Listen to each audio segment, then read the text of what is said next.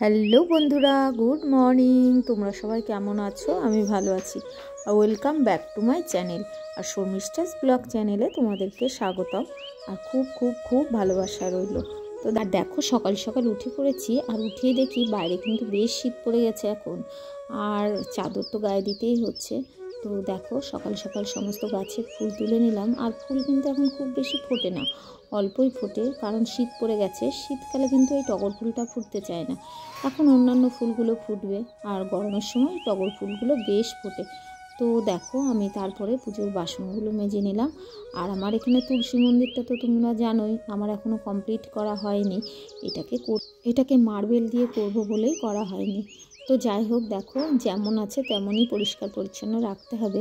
ওই জন্য তুলসী মন্দিরটাকে একটু সুন্দর করে জল দিয়ে ধুয়ে দিলাম। আর দেখো, গাছটা না বেঁকে একদিকে হেলে গেছে, ওই জন্য ভাবলাম একটু সোজা করে দিই, কিন্তু কাঠিটা ভেঙে গেল। তারপর বাইরের কাজগুলো গুছিয়ে আমি ভেতরে চলে এসেছি। ভেতরে এসে না বেসিনটাও 2-3 দিন পরিষ্কার করা হয়নি, তো ভাবলাম একটু বেসিনটাও পরিষ্কার করে নিই। আর এই দেখে দেখো, বেসিনটা পরিষ্কার করে নিচ্ছি। এটাতে ছেলে মেয়ে আর তোমাদের দাদাভাই বেশি মুখ ধোয়। আমি এটা বেশি ইউজ করি না। আমার বাথরুমের মধ্যে গিয়ে ওখানেই আমি দাঁত ব্রাশ করে নিই, মুখটাও ধুয়ে নিই। ওখানেও একটা বেসিন আছে ছোট, ওইটা আমি ব্যবহার করি। তো দেখো, বেসিনটা না পরিষ্কার করলে খুব সুন্দর পরিষ্কার হয়ে যায়। তো আমি অ্যাসিড দিয়ে পরিষ্কার করে নিই। তো যাই হোক, পরিষ্কার থাকলে কিন্তু বেসিনে মুখ ধুতেও ভালো লাগে। না হলে নোংরা হলে কিন্তু আমার খুব ঘেন্না ঘেন্না করে, তো খুব একটা নোংরা হতে দিই না। তারপরে দেখো, ফ্রেশ হয়ে আমিও বাইরে চলে এসেছি। আর আজকে দারুণ রোদ উঠেছে। তো হালকা কুয়াশা পড়েছিল আজকে সকালের দিকে, ওই জন্যেই রোদটা খুব সুন্দর উঠেছে। তো দেখো, এদিকে আমি কয়টা জামা কাপড় কেচে নিয়েছি, আমার মাম্মামের আর আমার। তো ছেলের এখন কাচিনি, পরে আবার কাচতে হবে। আমার দিনে 2বার জামা কাপড় কাচতে হয়, কারণ সকালে একবার কাচি আর স্নানের আগে একবার। তো দেখো, আমি জামা কাপড়গুলো কেচে একটু মেলে নিলাম। হ্যালো বন্ধুরা, দেখো রান্নাঘরে চলে এসেছি। আর রান্নাঘরে এসে এখন সবজিটা কেটে নেবো। এখনও কিন্তু চাটা খাওয়া হয়নি, ভাতটা বসিয়ে দিয়েছি। ওই দেখো ভাত বসিয়ে দিয়েছি। তো এখনও চাটা খাওয়া কমপ্লিট হয়নি। তো দেখো, এই দেখো লাউ, কালকে বাড়ির পর থেকে না একটা লাউ নিয়েছিলাম। এই দেখো কত বড় লাউ, 20 টাকা নিয়েছিল। লাউটা তোমাদের দাদাভাইকে দিয়ে ফিরে নিয়েছি। দেখো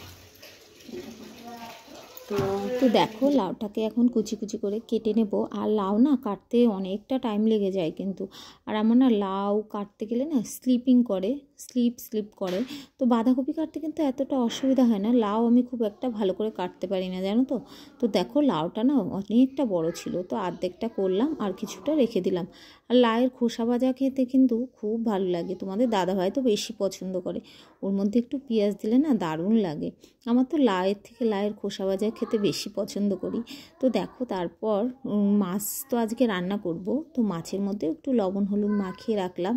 তো দেখো, লাউটা কি ভালো লাগছে দেখতে। আর লাউটা না খুব কচি ছিল, জানো তো, খুব ভালো লাউটা, মিষ্টি মিষ্টি ছিল। তো যাই হোক, রান্না করে কিন্তু দারুণ টেস্টি হয়েছিল খেতে। তো দেখো, আজকে কিন্তু লাউটা শুধু শুধু করিনি, আজকে একটু মাছের মাথা দিয়েছিলাম। তোমাদের দাদাভাই বলছিল লাউটা কিন্তু খেতে টেস্টি হয়েছিল। তো দেখো, এদিকে লাউয়ের খোসাটাও কুচি কুচি করে কেটে নিয়েছি, কারণ আজকে দুটো জিনিস কাটতে আমার অনেকটা টাইম লেগেছিল, জানো তো, দুটোই কুচি কুচি করে কাটতে হবে। তো দেখো, এদিকে মাছটাও ভাজতে দিয়ে দিয়েছি। আর ঝটপট করে দুটো উনুনে আমি বসিয়ে দিই, জানো তো, তাহলে তাড়াতাড়ি হয়ে যায়। এদিকে দেখো, মাছটা রান্না করেছিলাম ফুলকপি আর আলু দিয়ে। তো তারপরে দেখো, তোমাদের দাদাভাইয়ের আবার ভাত বেড়ে নিয়েছি। তোমাদের দাদাভাই তো সকাল সকাল অফিসে যায়, ওই জন্যে তাড়াহুড়ো। তো দেখো, বাটিতে বাটিতে করে তোমাদের দাদাভাইকে এখন খেতে দিয়ে দেবো। আর মামাম যে কোথায় গেছে খুঁজেই পাচ্ছি না, জানো তো। রান্নার এদিকে হুটোপাটা ছিল, তো ওকে অনেক সময় ধরে ডাকছি, কিন্তু কোথায় গেল জানি না। তো তোমাদের দাদাভাইকে ভাত দিয়ে তারপরে ওকে খুঁজবো। তো জানি না কোথায় গেছে, পাশের বাড়ি গেছে নাকি জানি না। দেখি, একটু টেনশানও হচ্ছে। তো যাই হোক, চলো তোমাদের দাদাভাইকে একটু ভাত দিয়ে দিই। আর তোমাদের দাদাভাই না ভাতটা দিতে পারলে আমার শান্তি, মানে এতটাই হুটোপাটা থাকে, মনে হয় একটা বড় কাজ আমার হয়ে গেল। তো দেখো, তোমাদের দাদাভাই খেতে বসে গেছে। এখন মাম্মামকে আমি দেখব কোথায় গেছে। তো চলো, দেখো সোনা মাম্মাম পাশের বাড়িতে গিয়েছিল বুনুর কাছে, তো বাড়িতে চলে এসছে। এখনও স্নান করিনি কিছু না, আর স্নান করে পড়তে বসাতে হবে, ওর পরীক্ষা আছে। আর দেখো, ওখানে বসে বসে কি দুষ্টুমি করছে, দেখেছো? কি করছো তুমি? জোরে বলো। নোংরা পাথর তোলে না, চলে এসো চলে এসো। তো ওকে এখন স্নান করিয়ে দেবো, এখনো স্নান করেনি, দুষ্টুমি করছে দেখেছো, ওই দেখো দুষ্টুমি করছে। ওকে স্নান করিয়ে দেবো আর আমিও স্নান করে নেব। চলে এসো, আসো। তো চলো স্নান করে। তো দেখবে বাচ্চারা কিন্তু একটু চোখের আড়াল হলে মায়েদের, তো মায়েদের কিন্তু দারুণ টেনশন হয়। তো দেখো তারপরে সন্ধ্যাবেলা গুড ইভিনিং বন্ধুরা, আমার ননদ আর নন্দী জামাই এসেছে। তো ওরা একটু বসে আধ ঘন্টা 1 ঘন্টা মতন বসে চলে গেছে, তো বেশি সময় থাকিনি। যাই হোক একটু চা করলাম, একটু মিষ্টি টিষ্টি দিলাম, তো যাই হোক খেয়ে দিয়ে চলে গেল। তারপরে দেখো একটু আমি ঘরগুলো ঝাড় দিয়ে নিচ্ছি, একটু নোংরা নোংরা হয়ে গেছিলো, তো বিকালে এমনি একটু ঝাড় দিয়ে নিই। গয়ের সুরা গুড়, গুড় গুহা বানান বলো, গুহা গুহা বানান বলো,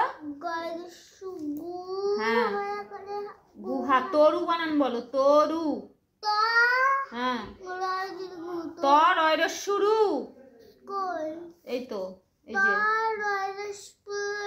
তরু। গুণ বানান বলো, গয়রস্যু মধ্যাহ্ন গুণ। বাহু বানান বলো, বয়াকারে বা। তো দেখো আমি রান্নাঘরে চলে এসেছি, আর রান্নাঘরে এসে আমি আটাটা মেখে রুটিগুলো বেলে নিয়েছি, আর সন্ধ্যাবেলা একটু মাম্মামকে পরিয়ে নিলাম।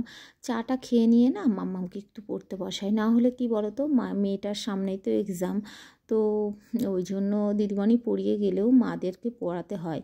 তো দেখো মামামের জন্য একটু ভাত করে নিয়েছি, আর আমরা রুটি খাবো। তো মামামকে কয়দিন ভাতই দেবো, কারণ সামনেই তো এক্সাম চলে আসলো। আর মামাম এখন শীতের সময় একটু ভাত খেতে চায়, গরম গরম যাই থাকুক না কেন, ঝোল হোক ডাল হোক যাই দিয়েই হোক না কেন, প্রতিদিনই রাত্রে বলে একটু ভাত খাবো ভাত খাবো।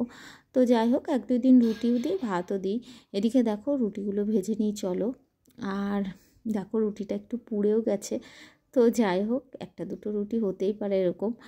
আর আমি রুটি 3টে করে ভাজি, একটা করে ভাজলে তো অনেকটা দেরি হয়ে যায়, তো 3টে করে আমি ভাজা অভ্যাস আছে। তো যাই হোক চলো, আজকে কিন্তু সবজি করবো না, সবজি আছে আর দুধ মিষ্টি কলা এগুলো তো আছেই, তো হয়ে যাবে। তো যাই হোক বন্ধুরা, তোমরা সবাই খুব ভালো থেকো, সাবধানে থেকো। আর আমার ভিডিওটা যদি তোমাদের ভালো লাগে তো লাইক কমেন্ট শেয়ার করে দিও, আমার পাশে থেকো, সাপোর্ট করো। Good night.